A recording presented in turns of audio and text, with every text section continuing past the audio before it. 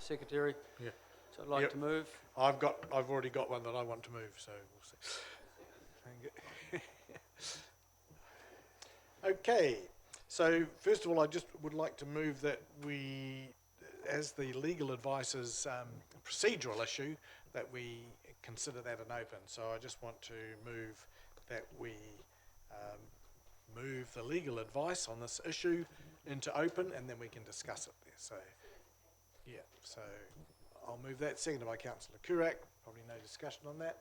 All in favour say aye. Aye. Against, so that's carried. And I'll just ask Christine to explain that. Speak to it. I'm not sure whether Nick wants to make any additional comments or anything on this legal advice either. So, as discussed this morning, we've sought some legal advice in respect of the standing orders in council and what council is able to make decisions on at this meeting, and what it would be more appropriate to cover at a future meeting. So that's not to say that council can't make decisions, it's whether or not the standing order processes that you have adopted enable you to make certain decisions at this meeting, or whether some decisions would be better at a subsequent meeting of council, and that's what this legal advice addresses. The legal advice that we had earlier in the morning had not been able to take into account the Elms response, because we only received that late yesterday. That is subsequently provided to our legal advisors, and the revised legal opinion that you've had, the one with numbered up to paragraph 28, is the current updated legal opinion. And I think the key paragraphs are in paragraphs 27 and 28 of that legal opinion, which basically says if you want to hold the existing resolution that was passed on the 10th and keep that intact, or modify that, but not effectively change it to the extent that you're revoking or substantively altering it, you could do that at this meeting. If you wanted to revoke or substantively alter it such that the impact of implementing it would be quite different from what you resolved on the 10th, then understanding orders, you'd be unable to do that at this meeting. You would need to convene a further meeting, and then which would need to be appropriately publicly notified, and then you could make a decision at that meeting. Should you choose to go down that track, what would happen is the staff would prepare a report that would pull together the information from both the 10th and today, and provide options to you. We would treat it the same as what we treated the last one. It's not a staff recommendation, it's options for a political decision that you would make at a subsequent meeting. So I think those are probably the key points. I don't know whether, Nick, you want to add anything else from a legal perspective? No, I think it's a very good summary. All I would add is that these are part of the underlying principles around fair hearing and rights and giving people appropriate notice. So that's the basis of those standing orders and the underlying legal principles in play here. But other than that, that's a very good summary of it. Any questions? It's fairly self-explanatory, but if anybody does have a question, Christine or Nick. Yeah, Councillor Baldock. Yeah, so what is the process if there is to be another meeting? How is that established? Is it by resolution here, or is it just a normal process does someone need to do a notice of motion or request of the Chief Executive? If there was a resolution of this council today to request a further meeting this triennium to consider the matter, then once that resolution's passed, at the end of the meeting we'd set in train and we'd schedule a meeting within the next few weeks.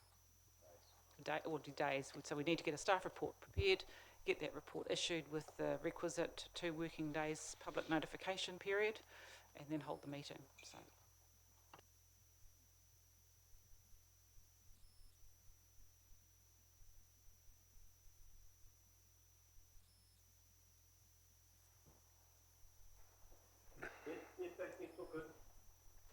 Okay, so I'll try moving something. I'd move that that we receive the report DC 29111 Mission Street supplementary report, and B, that council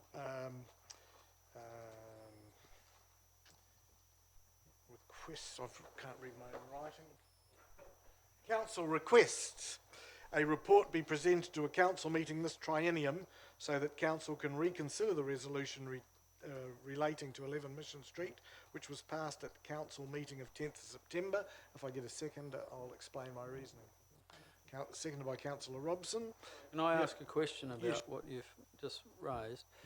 I'm not certain, but I think the standing orders require that meeting would be, that the actual report would be to a revocation. It would not be just to consider, open-ended, but it would need to state that it is our intention to revoke. Otherwise, I don't see it fitting with Standing Order 29.6. Well, not necessarily, but that would be an option. So the options would include a clear option to revoke or alter, and also an option to confirm or an option to modify, because as we're trying to not give a recommendation on this, but provide clear options for council to choose from. Yep, the reason for moving that is I think there's been a lot of confusion surrounding the issue, and some of the information that perhaps we should have been more up to date with, we didn't receive, and I believe that some members may have voted differently if that had been the case, so I think it's only right that it does come back for a further look, and the only way that that can happen is by moving this motion here now. We're not, as a result of that legal advice, permitted to do anything about that today. So that's my, as mover. Anybody else wish to speak? Reserve. Councillor Baldock. Yeah, I won't support the motion. I think there is much being said about the confusion, which only exists in some people's minds because they were not travelling through the whole process that began some time ago. There was no information lacking. It may well have been prudent for some of it to be represented, but it doesn't change the outcome, and the resolution of yesterday was an acknowledgement of the decision we made on the 10th. I'm also concerned that too much emphasis is being placed on what the Elms wants and not on what is good for the city. I didn't support the resolution on the 10th because I'm somehow favouring the Automata Trust. I believe the situation that resolution presented of a partnership embedded in land ownership and a lease arrangement for the Elms going forward and for a Tamataha Trust going forward was the best thing for the city. It keeps that relationship real. It prevents, I think, the Elms from going back to days when there was very little participation by Tangata Whenua in what they were doing, and I believe their trust deed actually requires them to truly represent the history of the land there, not just the European occupation of it. So I think some people are confused about making their decision about what the Elms wants. The Elms have given us clear guidance that they endorse the decision on the 10th, that they are wanting to remain neutral and not influence a political decision. It's our responsibility as the elected members of the City Council to decide what is in the best interests of the city with the resources that we have and so on. And therefore I think this further delay and the potential revocation is a very bad path to follow. Yeah, I won't be supporting the resolution. I think, the people of Tauranga, I think, are sick and tired of this council dilly-dallying around on this issue. Twice we've made a decision, back in December 2018 and, of course, last week. And so we also have heard that the Elms do endorse the transfer to the Otamataha Trust in the letter that we received yesterday. So in my view, we should just continue, stay the course.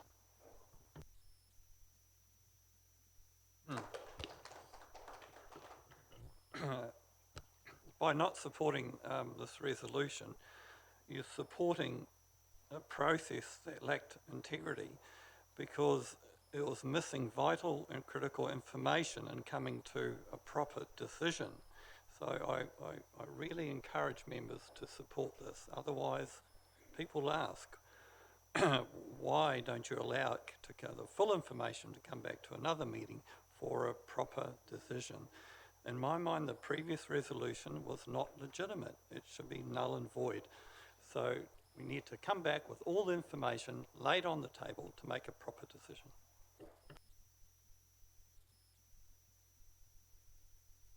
Thank you. I think Councillor Currick took the words right out of my mouth. Because that information was not on the last agenda, we need to follow due process, and really that last meeting in my mind was null and void because it didn't have the full information in the agenda. So for integrity to our processes, I believe it must come back. Order, Mr Chair, if I may, can I get a point of clarification? Councillor Curac has just said that we have to have another meeting so that we can have all the information. Can he please explain what information is lacking right now at this point that is not in front of him? Point of order, Yeah. that, Yeah. Mr Mayor, that's not a point of order that Councillor Baldock raised. Happy to answer. Listen, Just for the spirit of having getting the information out there, I'll let him explain. I think I know what he's going to say. But it's down to the legal advice. Standing orders does not allow this meeting to properly consider the full issues and look at options and alternatives. This meeting only allows a very limited scope in terms of its decision making, and therefore it's basically, if you want to proceed down this track, you're basically saying, you know, we can accept where the integrity of our processes are sometimes compromised. I can't accept that.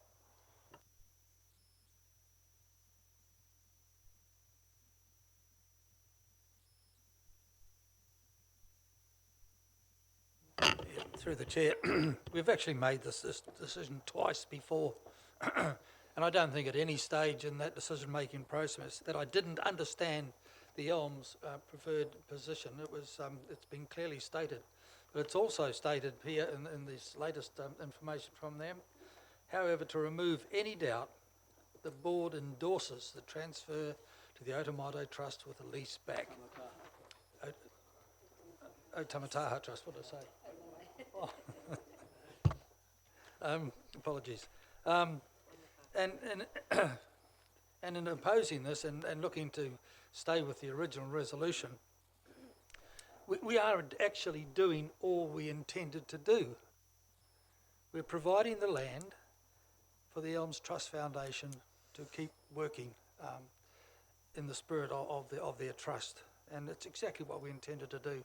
Only it's a much better process because it's a better, I believe, for the community as a whole as we go forward. Thank you.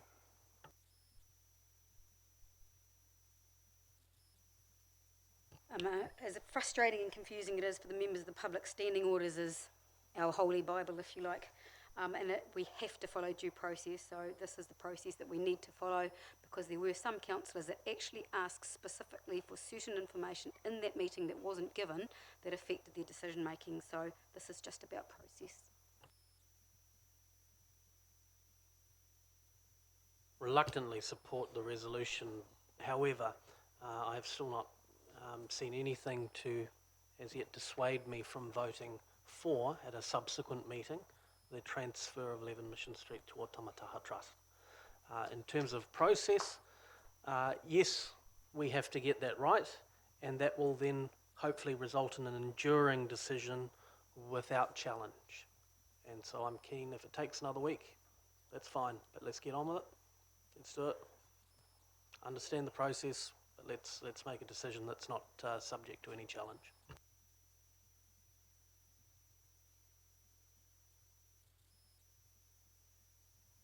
Yeah, it's I mean, it's difficult, and it is unfortunate.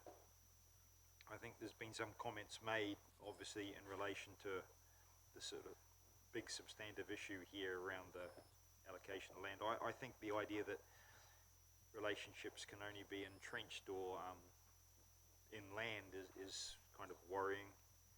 I think there is clearly a process issue here, and I'm minded of the LTP when I observed that significant information around the economic benefits of the museum library options wasn't given to the public as part of the consultation material.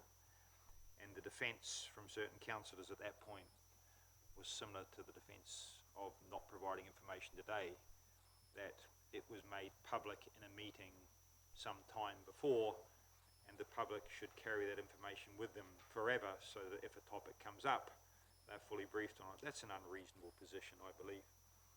The idea of receiving a report is to have all the necessary information in front of you, not that you must then supplement it by your own investigation of council's archives. So I think this is a prudent way forward, and I'd like to acknowledge Councillor Steve Morris. It's why he has my vote in the Papamoa ward, because even though he and I are on different places on this, he respects process. He believes, like the Auditor General, that a just outcome must follow a just process, and I admire his integrity for that. Yeah, I think this is the only defensible way forward, and I would observe that should people be open-minded, as they will be, but come to a same conclusion, it may in fact change nothing other than, as Councillor Morris said, give us a position that will endure, and that's, I think, what we all want. Councillor Mason, did you want to speak? Contrary to the previous speakers, I think that people are hiding behind process at this point. We've got all the legal advice we want. We've got the reason why we're at this point now is because Councillor Curek said he wanted to know how the Elms felt, and the Elms has clearly come back saying that they endorse the transfer, the gifting of the land. I think that's the fundamental issue that we should be looking at today, and we should base our decision on that. Thank you. Any other speakers? Okay, so right of reply. I think it's the right thing to bring it back. The legal advice is that we should not do anything today in terms that might change our current proposal anyway. I think the current proposal, which was moved by Councillor Curek and seconded by Councillor Baldock, was moved by Councillor Curek, and the information that he had was just not complete. Because it is confusing, no matter which way you look at it. We'd always been told that the Elms was neutral, and we've got pieces of paper saying that. And yet, on the 20th of May, when they moved it a heads of agreement be signed by 2 trustees, the statement was that the primary position of the Elms Foundation is for number 11 Mission Street to be transferred to the Elms Foundation. And then we also get today something saying that, they do endorse it going to their Tamataha Trust. You can see why it's confusing, Yeah. So, for that reason, I support the motion naturally since I moved it. Okay, so I will put that by show of hands. I'll just ask Councillor Mason, are you for or against the current motion? I'm against the motion. Against it. You're against it. For those that are for, raise your hand. It's myself, Councillor Morris, Councillor Granger, Councillor Robson, Councillor Curek, Councillor Brown and Councillor Stewart. And those against is Councillor Malloy, Baldock, Clout and Mason. So that is carried. Thanks very much. Thank you. Question, Yes. with your indulgence, Mr. Chair. What's the process from here on to the Chief Executive? Find a meeting date. You will find the soonest possible meeting date that all councillors can attend, and we'll provide a report with a range of options for council to consider in relation to this at their meeting.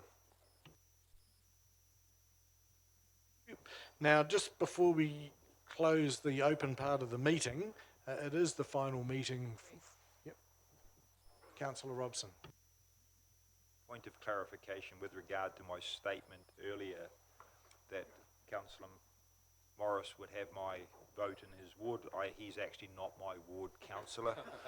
So just to clarify that, just in case someone pulls me up or I felt to have misled the meeting and require another meeting to, thank you.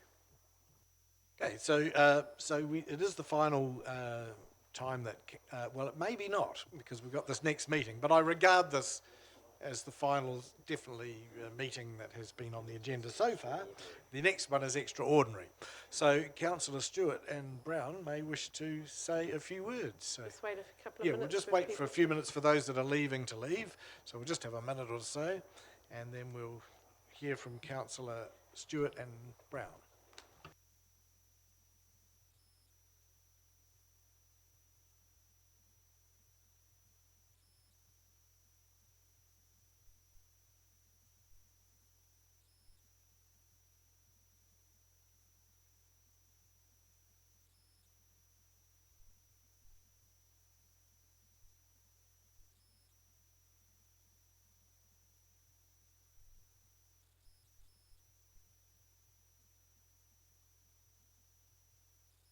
Okay, so Councillor Stewart, thank you. Thank you. One thing I've appreciated about my role is that no 2 days are the same, and that's for sure. Who knows? Every day is different. Just reflecting back, for the first 6 years, I was the only female voice on council, and there were some challenging times working in an all-male domain. The city plan review was a major and important undertaking.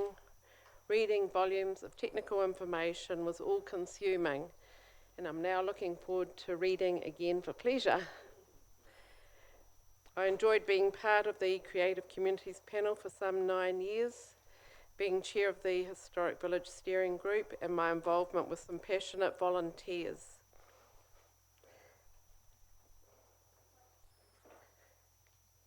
Was both rewarding and frustrating, as there was no budget allocation given for the Historic Village activity.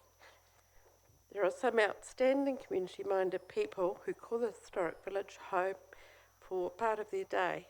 I saw huge transformations like the incubator, the men's shed, from empty old spaces to the most amazing working spaces where people work collaboratively and positively with each other and with the community. I've enjoyed my many marae visits over the last 12 years, learning about local iwi and hapu's concerns and the history of Tauranga Moana. I've taken an interest in everything from arts to wastewater. My life has changed remarkably, and when I travel around now, I start looking at drains and infrastructure, things I never took any notice about in the past. During the last 12 years, I've noticed a huge reduction in attendance by media. When I first began, usually there were 2 media attending every meeting, but it is good that we've got the video recordings now, so I'm sure people who want to take an interest and follow can do much easier via that. I enjoyed being on the community gardens group with staff, looking at suitable locations in our city for community gardens. And there's a wonderful one in Otamotai and May Street. They're shining examples of what can be done by allowing people to work the bottom-up approach. Many years later, the passion and commitment from the communities is a shining example of what can be achieved from a community-up approach. I am confident there is a brighter future for Tauranga with our new CEO, Marty, leading our organisation. This won't be without its challenges. Thank you to staff for their work and support over the years, and also the camaraderie from other elected members. I want to thank the community for the huge privilege of serving them for the last 12 years. I'm looking forward to catching up with friends and family and getting out on my bicycle to enjoy our beautiful reserves, beaches, and doing some travel amongst many other things. I wish my colleagues, Marty, staff and the community all the best moving forward. Thank you.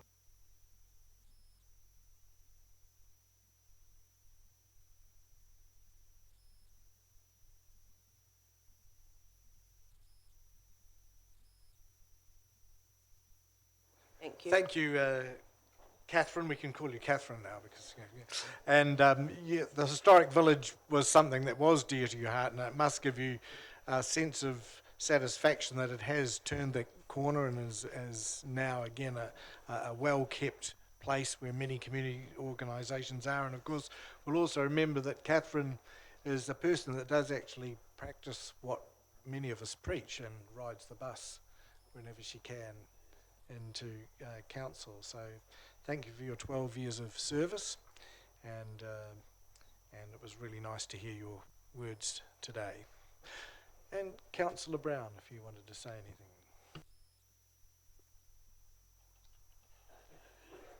Yes. First, I'd like to acknowledge the late Gail McIntosh, and that she's with us. I'd also like to acknowledge Max and his time at council. Max, I hope you're enjoying your cycling around Australia, and also Catherine, your phenomenal time and your contribution. But also I'd like to acknowledge Steve, my work spouse. We've worked together very, very well over the last 4.5 years, and we are partners in crime. And probably when it comes to voting, we actually don't see eye to eye on a lot of things, but we've always had Mounts back and Papamoas, and I know that your heart's in the right place and that you know our local community and you know local government, and you've got my support. It's been my privilege to be a councillor for the past 1,657 days, which is also 54 months, 236 weeks, or 39,789 hours. And I've loved nearly every minute of it. As you know, there's lots of reasons that I decided not to restand, and online abuse is really just one of those. One is the frustration and the speed that we can or can't make things happen. But also I've had some health issues which are under control, but since my surgery I haven't had that same energy. I haven't had the energy and that fire in my belly to campaign and to be 100% in it. And you all know how much energy you need for the next, especially the next 4 weeks.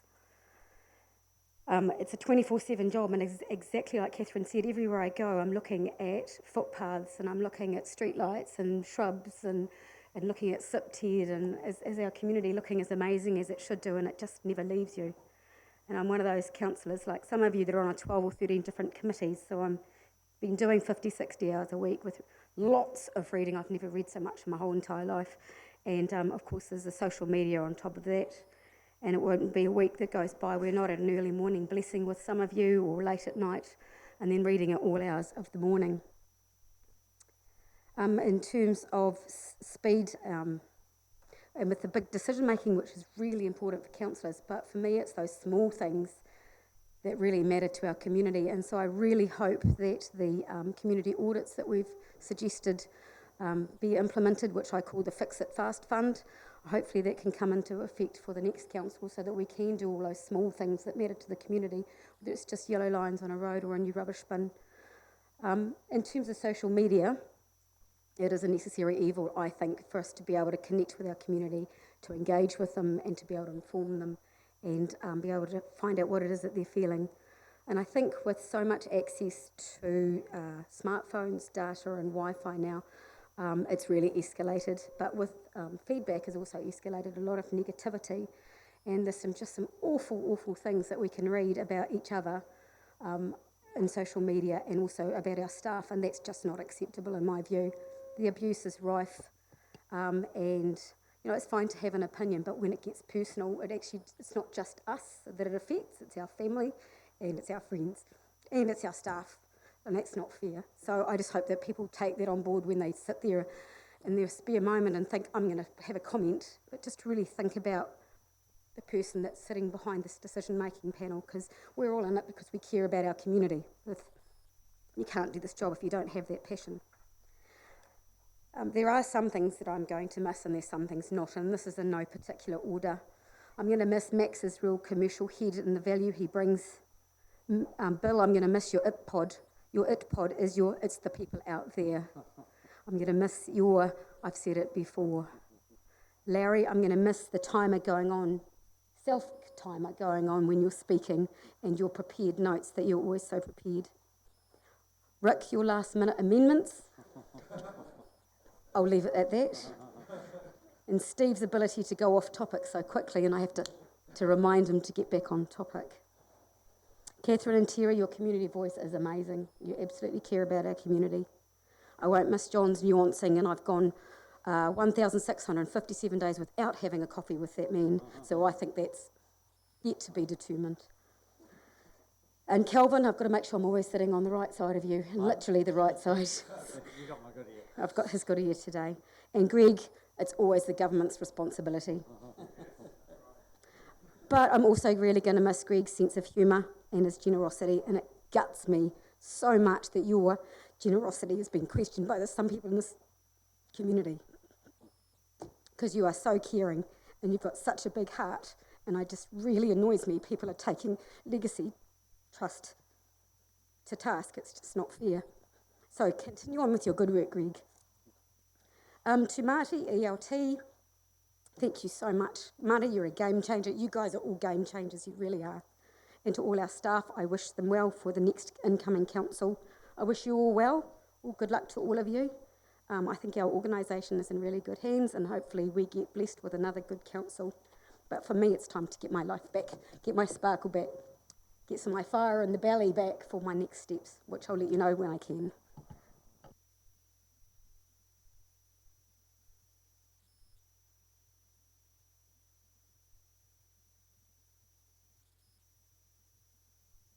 I was going to suggest you stood up too, but I think you are. No, that's great. And of course, Leanne has always been known for her energy and enthusiasm and the way she took on her role of chair. And it's good to see her actually standing up to the keyboard warriors for something that is nothing less than bullying. And it was good to hear that, because people who wouldn't tolerate bullying in normal circumstances seem to online. And I think it's been a very brave stand that you've taken to decide that you weren't going to let your life be ruled by that. Okay, so that concludes the open section of the meeting, and I'll seek a mover into confidential. Moved by Councillor Morris and seconded by Councillor Granger. All in favour say aye. Against, so that's carried. Just allow a minute or two.